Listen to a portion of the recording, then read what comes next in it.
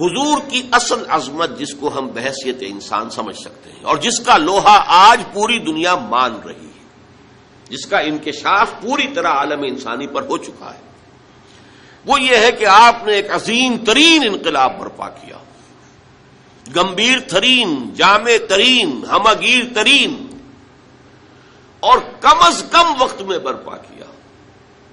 اور اس سے بھی زیادہ نمایاں بات یہ ہے کہ اس انقلابی جد و جہد کا ابتدا سے لے کر اختتام تک اس کے جتنے مراحل آئے، ہر مرحلے پر قیادت کی ذمہ داری ادا فرمائی۔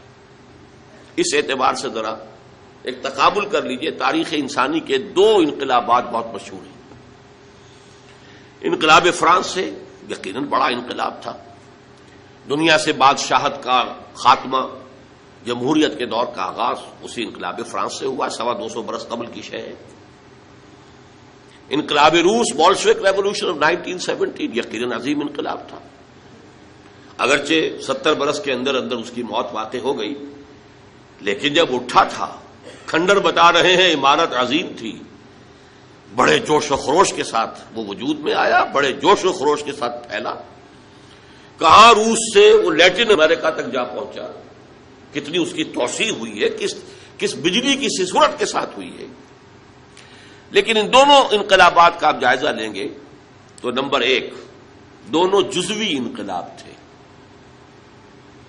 ایک میں صرف سیاسی ڈھانچہ بدلا، باقی عقائد بھی وہی، رسومات بھی وہی، سماجی نظام بھی وہی، سماجی ویلیوز بھی وہی، معاشی نظام بھی وہی، معاشی تمام جتنے بھی انسٹیٹیوشنز تھے وہ بھی وہی، صرف سیاسی نظام بدلا، باقی زندگی جوں کی تو۔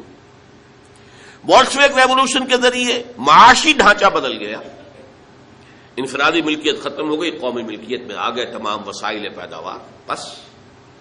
باقی آپ کو معلوم ہے جیسے وہ کرسچنز پہلے تھے ویسے ہی کرسچن بعد میں رہے، جو عقائد پہلے تھے وہی ان کے بعد میں رہے، سماجی ویلیوز وہی رہیں، سارا نقشہ جوں کا تو رہا، معاشی انقلاب آ گیا۔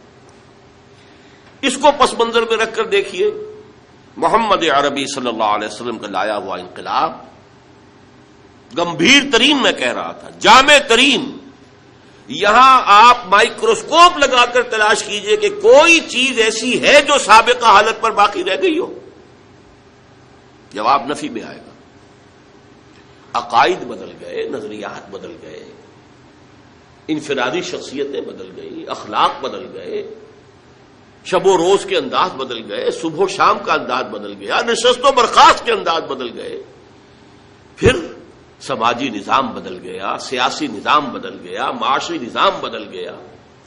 وہ قوم جس میں کہ لکھے پڑھے لوگ بمشکل انگلیوں پر گنے جا سکتے تھے، وہ علوم کی موجد ہو گئی، دنیا کی استاد بن گئی۔ اس نے مشرق و مغرب سے علوم لیے، یونان سے بھی لیے اور چین اور ہند سے بھی لیے، انہیں ڈیولپ کیا، بڑھایا اور پورے عالم انسانیت کی طرف پھیلا دیا۔ یہ سارا کام انقلاب عظیم، گمبھیر ترین، ہمگیر ترین، جامع ترین انقلاب۔ تو چه نسبت خاک را با عالم پاک، یہ فرانس کا ریولوشن کہاں کھڑا ہوگا انقلاب محمد صلی اللہ علیہ وسلم کے تقابل میں؟ مارس کا انقلاب کہاں کھڑا ہوگا انقلاب محمد صلی اللہ علیہ وسلم کے تناظر میں؟